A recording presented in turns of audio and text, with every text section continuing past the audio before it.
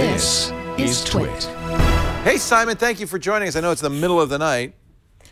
Yeah, I'm in Brussels, in Belgium. I've been giving the keynote at the great big open source conference, FOSDEM. How exciting. Here in Brussels. And then I've been out celebrating with all of the elderly open source geeks. The last time you were on with us, it was New Year's Eve. You were up equally late. Oh, yeah. Reading poetry, as I remember. Well, Absolutely. Well, that's not what I'm going to do this evening. No Jabberwocky I got tonight. summoned by Alex from an otherwise very promising wine evening to come and see you this evening. So well, we're very grateful. So there's actually a birthday party going on for open source tonight? There's a lot of people celebrating open source here. So I gave the keynote this morning. I explained to them that the free software movement is 35 years old this year. And the idea of open source was first coined in the VA Linux offices in Mountain View on February 3rd, 1998. So it's exactly 20 years old today. Yeah, see, when I saw the headline 20 years old, I thought, wait a minute, we've had free software for longer than that. Absolutely. But Bruce Perrins conveniently clarified recently, it turns out that open source was intended as a marketing program for free software. So yeah, free software had already been around for 15 years by the time the term open source was coined. But people noticed that businesses were not using it for their work. And open source was intended as a way to get businesses to feel comfortable using free software. Yeah. And it worked tremendously. I mean, it's even led to things like, you know, TWiT TV happening. Because you've got a load of free software in your business, and it's there at the heart of Google. It's there at the heart of Facebook. Yeah. It's driving the revenue for companies like IBM, and now even today Microsoft. So yeah, the 20th birthday is a celebration of a marketing program that succeeded.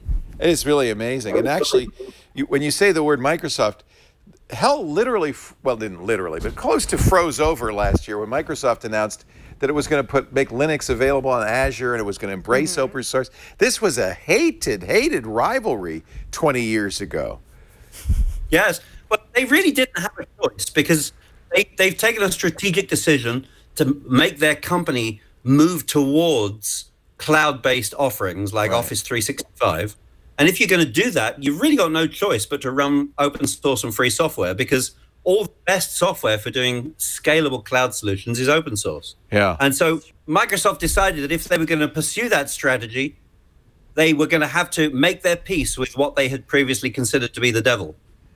Well, and so there they are saying they love Linux. Now, you have to be clear, they are still pursuing companies for patent royalty on embedded Linux. Yeah. They are still LibreOffice and desktop Linux with local authorities and governments around the world. But they do love Linux in the cloud, and one hopes that the love will spread to the rest of the company. Well, and as you, rightly pointed out, everybody who uses Android uses Linux, uses open source software every day. Every time you surf the web, more likely than not, you're using open source.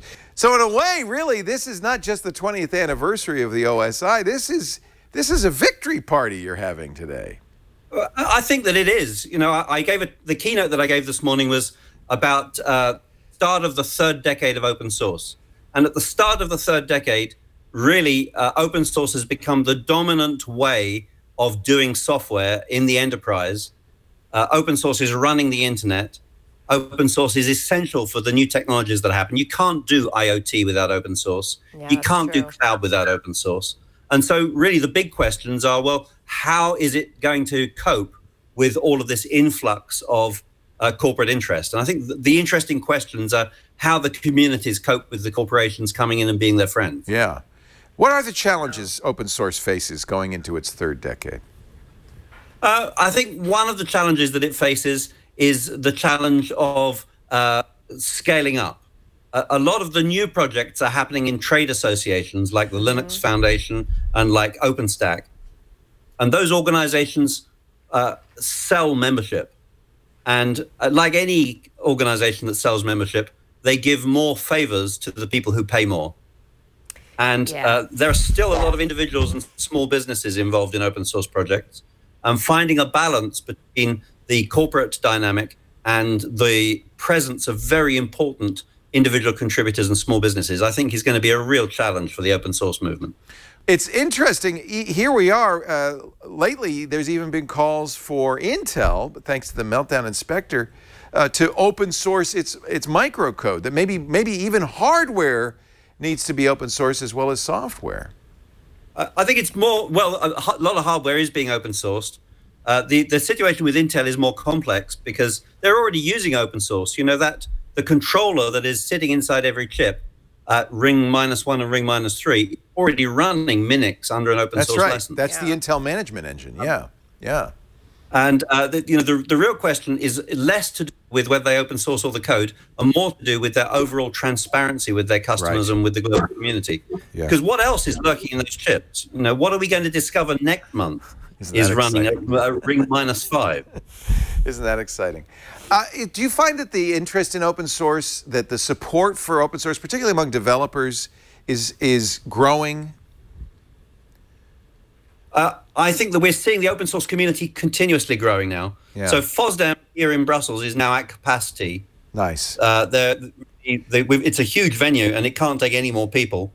The new growth is with people who are generalists. You know, in the last decade of open source, the people who were in the open source community were typically specialists in a particular project or a particular technology.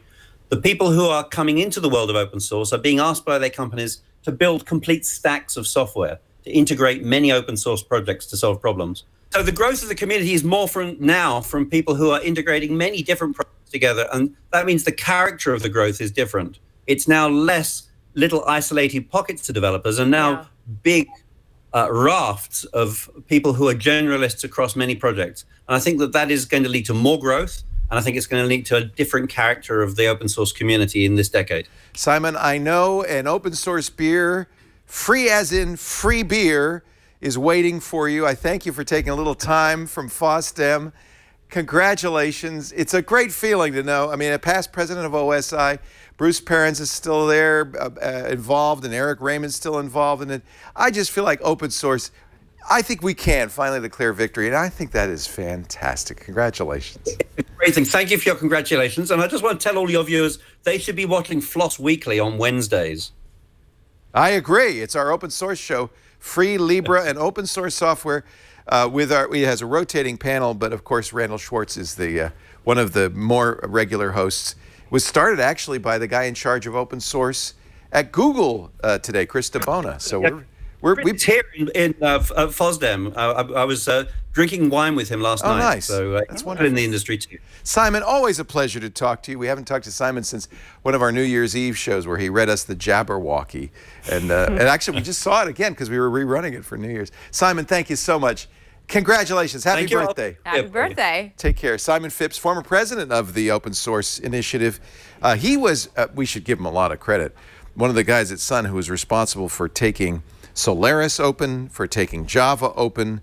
Really have been a great advocate for open source software. He's actually literally one of the graybeards in the open source movement.